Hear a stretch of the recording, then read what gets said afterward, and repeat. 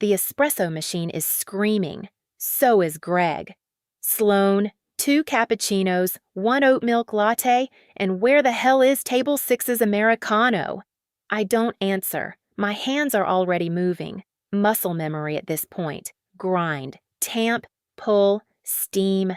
The morning rush is a tidal wave, and I'm drowning in it with a smile plastered on my face because that's what you do when you're good at this job. You make people feel seen, even when you're invisible. And then she walks in. Adeline. Black suit, sharp shoulders, hair pulled back like she's about to negotiate a hostile takeover before 9 a.m. She doesn't look at me. She never does. Just slides into her corner seat, opens her laptop, and waits.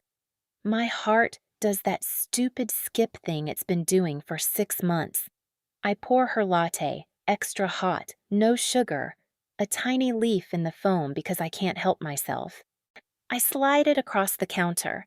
She takes it without a word. No smile, no thank you. Just ice blue eyes that flicker over the cup for half a second before she turns away. She never smiles. She never says thank you. And God, I can't stop thinking about her. I tell myself it's fine. She's just another regular, probably straight, definitely rich, untouchable in every way that matters. But every morning, I hope.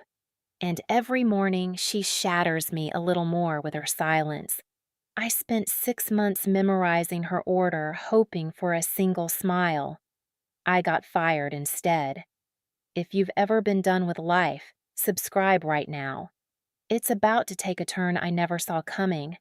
It starts with Maya, sweet, soft-spoken Maya, who flinches every time Greg raises his voice.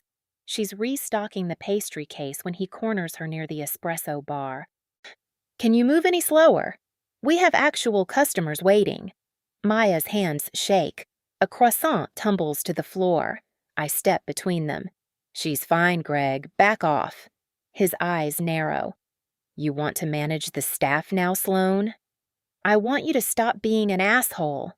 The cafe goes quiet. A few customers glance up. Adeline's fingers pause over her keyboard. Greg's jaw tightens, but he walks away. Maya whispers, "You didn't have to." "Yes, I did." Because that's what I do. I notice. I protect. I care about people who never asked me to. Later, when I'm wiping down tables, I find it. A black leather notebook. Adeline's seat. I flip it open. Floor plans, counter measurements, lighting diagrams, notes about wiring and plumbing, seating layouts with arrows and annotations. My stomach drops. Whoever owned this notebook wasn't daydreaming. They were planning. The next morning, I bring the notebook. Adeline's already in her seat. I walk over, heart hammering, and set it in front of her. "You forgot this." She freezes. For the first time in 6 months, her eyes meet mine. Panic flashes across her face. Then the shutters slam down. "Thank you." That's it. 2 words. I wait for more. An explanation. A smile. Anything. But she turns back to her laptop like I'm a ghost. I walk away feeling like an idiot. Of course she doesn't care. She's probably some real estate investor. You're just the help. It happens 3 days later. I'm in the back, prepping milk, when I hear Maya crying. I push through the storage room door. Greg's blocking her path, voice low and venomous. "If you can't handle the pressure, maybe you're not cut out for this job." Maya's face is blotchy. Tears streak her cheeks. Something in me snaps. "Get away from her." Greg turns. "Excuse me?" "I said get away from her." "Or what?"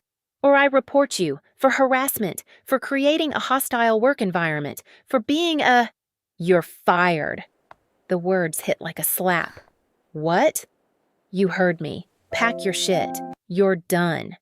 The cafe blurs. My hands shake. I grab my apron, my jacket, a half-empty box of tea bags I bought with my own money because Greg's too cheap to stock decent ingredients. I walk out the back door into the parking lot. The cardboard box feels heavier than it should. I sit in my car for 20 minutes before I open my banking app. $312. Rent is due in 10 days. $950. I don't cry. I start calculating what I can sell. My laptop. Maybe $200. The vintage record player my mom gave me before she died. I can't think about that one. My car. I press my forehead against the steering wheel and let myself feel it for exactly 60 seconds.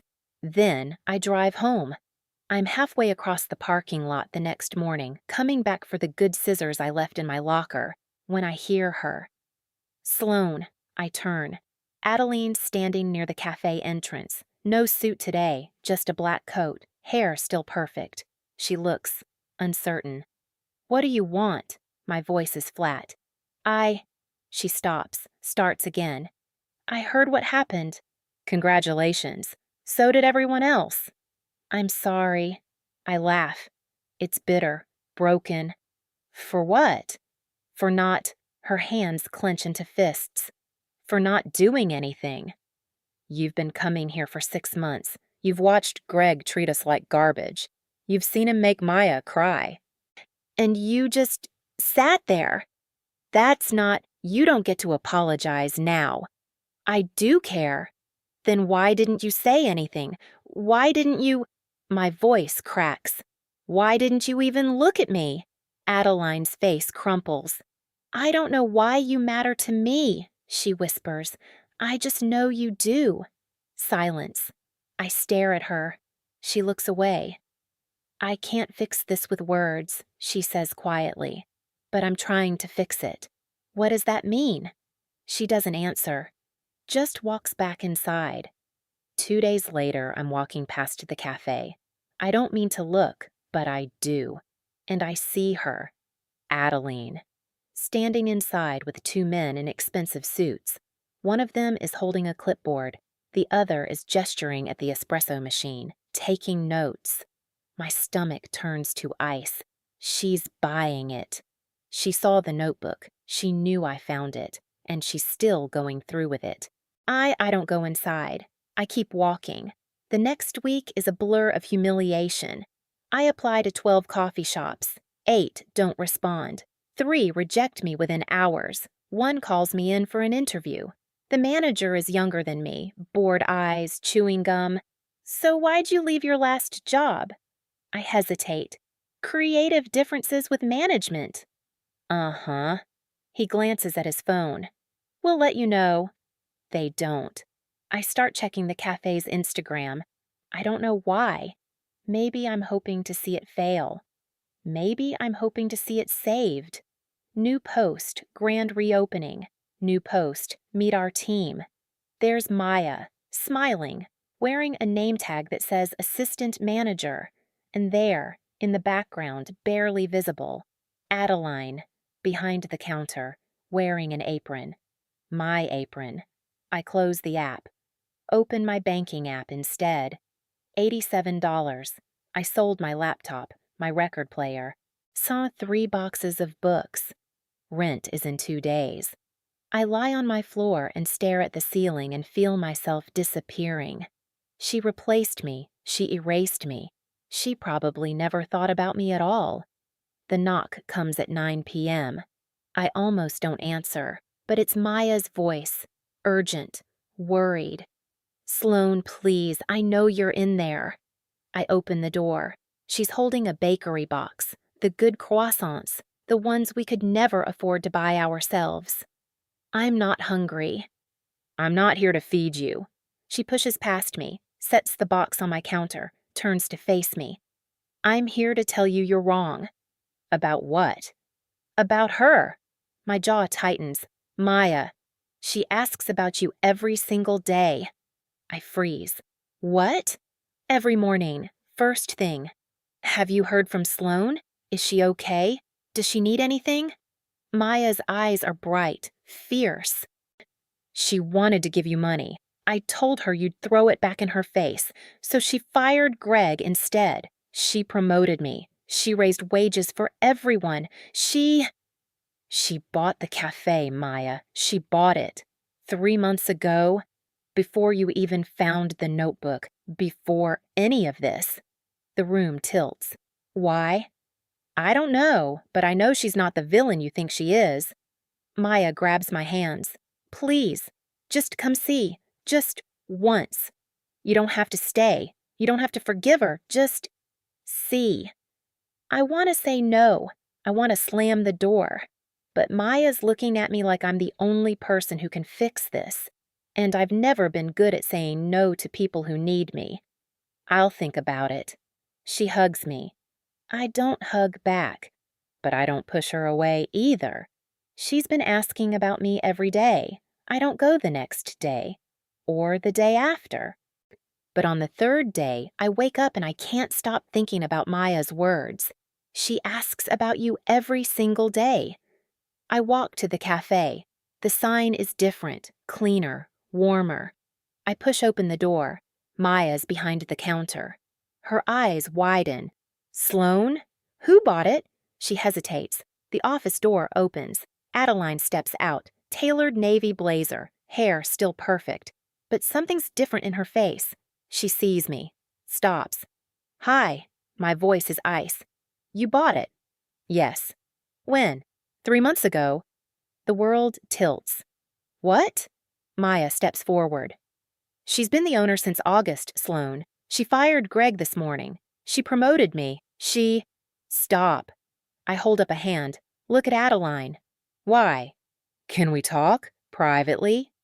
We stand in the parking lot. Again. Always the parking lot. I didn't buy it to flip, Adeline says quietly. I bought it to save it. From what? From Greg.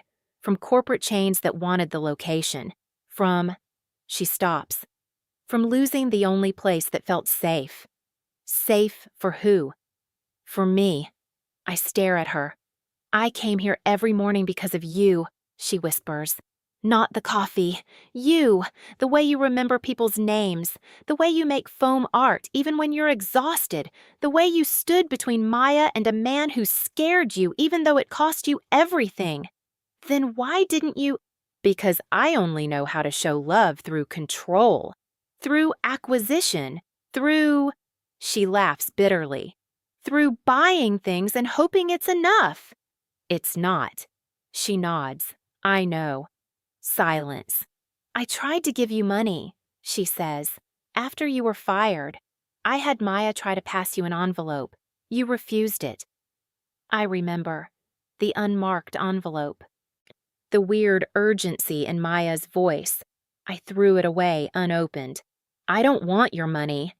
I know. That's why I'm asking you to run it. Not as my employee, as my partner. My heart stops. What? The cafe. Let me work for you. You know how to make people feel seen. I know how to keep the lights on. We could... Her voice breaks. We could build something. Together. I should walk away.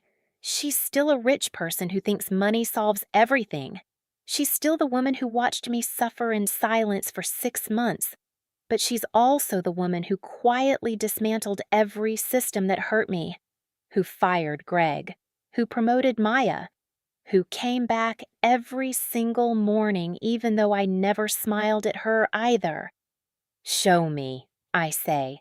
What? The books, the plans, everything. If we're partners, I need to see it all. Her face transforms.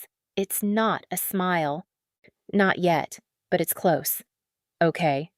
2 weeks later, the sign goes up. Sloane's. Simple, clean. Mine, Adeline insisted. Maya's the assistant manager now. She's smiling again. Actually smiling. Greg applied for a job last week.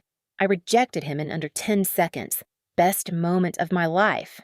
Well, second best. The best happens every morning now. Adeline walks in. Black suit, sharp shoulders, hair pulled back. But now? Now she stops at the counter, sets down her briefcase, looks at me. I loved you before I had a name for it, she says quietly. I loved you when you handed me coffee like it mattered. I loved you when you stood between Maya and a man who scared you. I love you now. I lean across the counter. I know. She blinks. You. I kiss her. Slow. Soft. Earned. She tastes like rain and second chances, and 6 months of silence finally broken. When I pull back, she's smiling. For the first time. It's small, crooked, unsure, but it's mine. The sign on the door says Sloane's, but the woman behind the counter is the only prize I care about. Thanks for watching. Please do well to hit the subscribe button, share, comment where you loved the most, and the notification bell so you don't miss any triumphant GL stories every week.